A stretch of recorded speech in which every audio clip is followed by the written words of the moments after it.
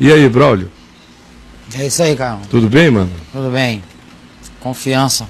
Confiança. O cara aqui, Caio, ele mandou uma parada aqui no chat, já tem um tempo que ele tá escrevendo isso, e eu acho que agora dá para encaixar um tema proposto pelo programa. Ele diz assim: tira a minha dúvida para que eu tenha fé. Como é que é? Caião, tire a minha dúvida para que eu tenha fé. Torne coerente o que parece incoerente.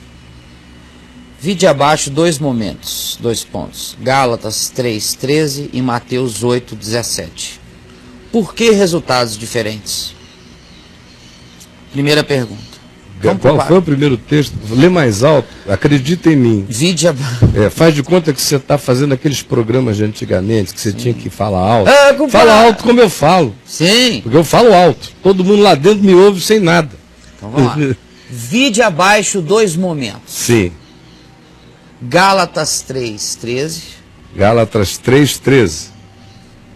Sim, pode ir falando. Mateus 8:17. Sim, qual é o problema dele? Com Gálatas 3:13. A pergunta que ele faz, ele compara os dois momentos. As duas. Gálatas 3:13. 3, verso 13. Cristo nos resgatou da maldição da lei, fazendo-se ele próprio maldição em nosso lugar, porque está escrito: maldito é todo aquele que for pendurado em madeiro. Mateus 8.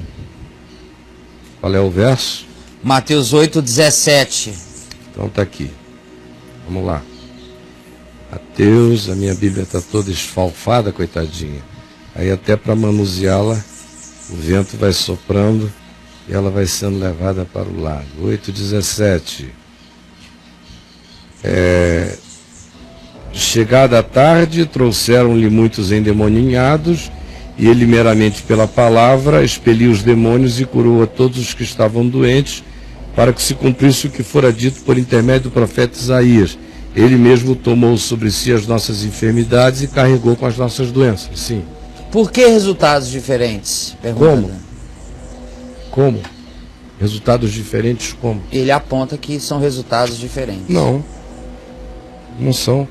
São resultados diferentes na cabeça dele, que acha que porque Jesus morreu na cruz, todo mundo que é crente nunca mais fica doente.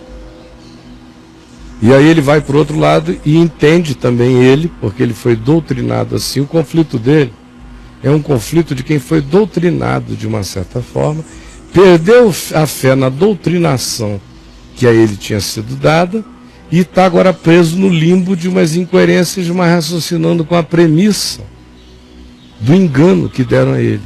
A premissa do engano é da fé da prosperidade, da fé rema, da fé do decreto, da fé do Kenneth Reagan, que foi quem ensinou para todo mundo que esse texto de Mateus 8:17, que se refere a Isaías capítulo 53, que é: ele tomou sobre si as nossas enfermidades, as nossas dores levou sobre si, nós o reputávamos por aflito, ferido de Deus e oprimido, mas ele foi traspassado pelas nossas transgressões e moído pelas nossas iniquidades. O castigo que nos traz a paz estava sobre ele, pelas suas pisaduras nós fomos sarados.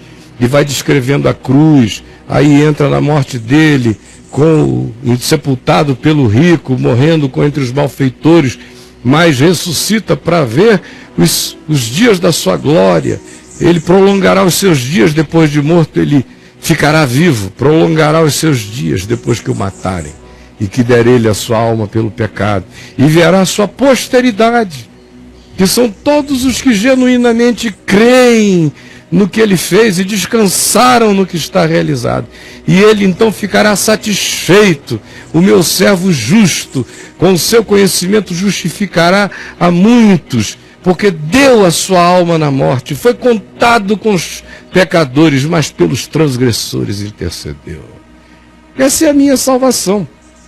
Aí em Mateus 8:17, o contexto é aplicado a uma cura imediata, porque diz que Jesus curou os doentes para que se cumprisse a profecia de Isaías. Ele levou sobre si as nossas enfermidades.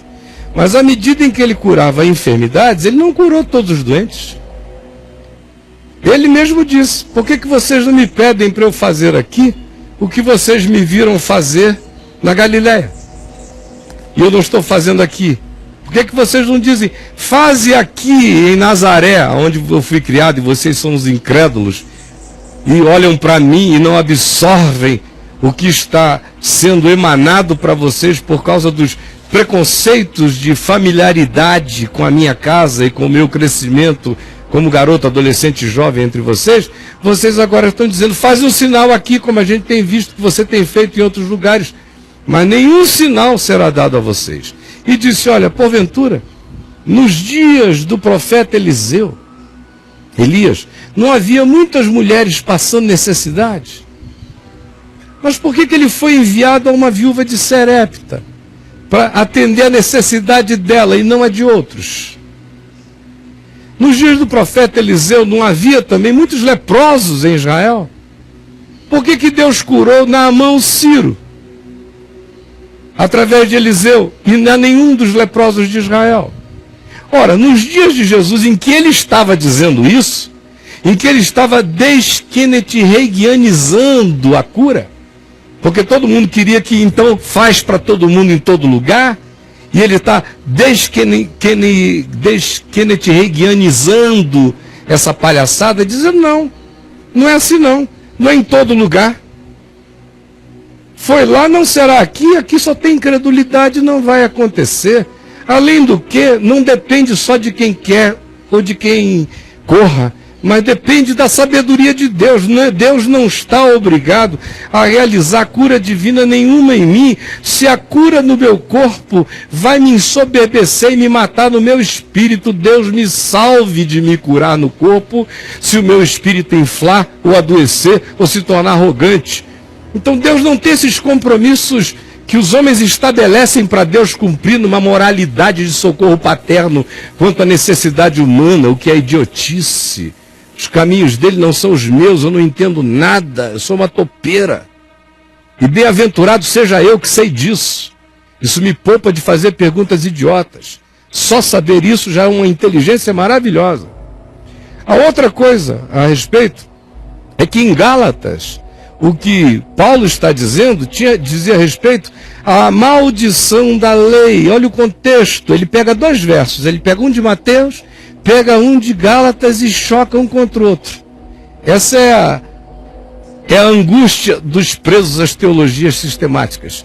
Esse texto não combina com esse, eles querem que os textos vão se encaixando, eles não leem os contextos. Gálatas, o que Paulo está falando? Paulo começa falando de Pedro. Aquela é uma carta, sobretudo, para explicar por que Paulo confrontou Pedro. E o pessoal de Jerusalém e Tiago, que estavam voltando atrás, que estavam fazendo barganhas com as leis judaicas, com aquilo pelo que Jesus tinha morrido e que na cruz tinha sido cancelado. É só ler Gálatas 2.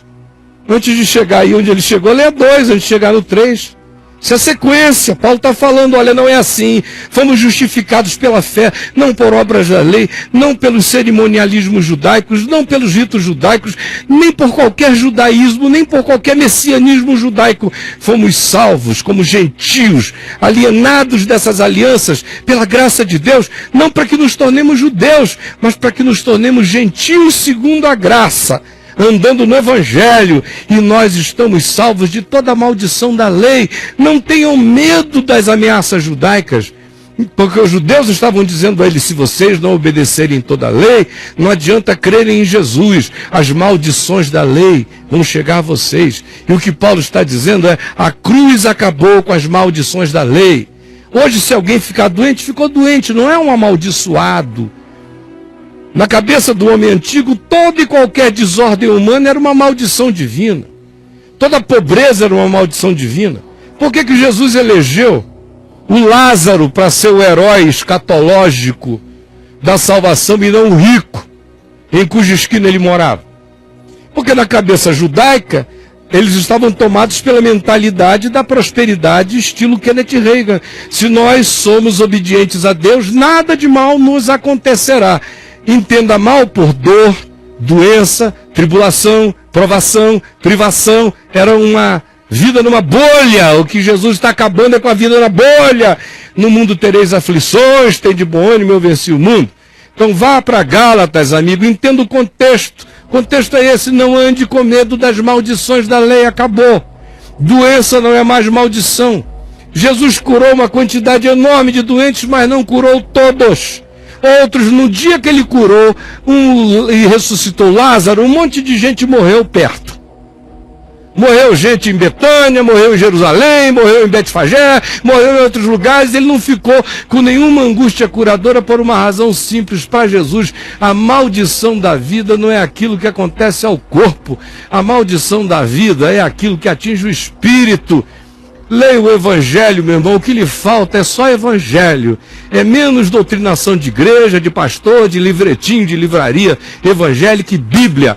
Palavra, Evangelho. E aí essa estupidez religiosa sairá da sua cabeça em nome de Jesus, porque pelo que o Braulio me disse aqui, se você escreve isso há uma semana, dizendo, pelo amor de Deus, me salve para que eu tenha confiança. Por causa do conflito entre esses dois versículos, a sua alma ficou exprimida. É isso que a religião faz com a gente. Não deixa a gente olhar para Jesus. Faz o cara ficar preso entre aparentes e que nem existem, são apenas ignorâncias nossas, aparentes contradições entre dois versículos. Aí eu perco a fé. Isso é um sinal de que você é sacristão da religião. Você precisa mergulhar de cabeça nessa Galileia dos evangelhos e se afogar no amor de Deus e crescer e virar homem de Deus em nome de Jesus, meu amigo. E aí, brother?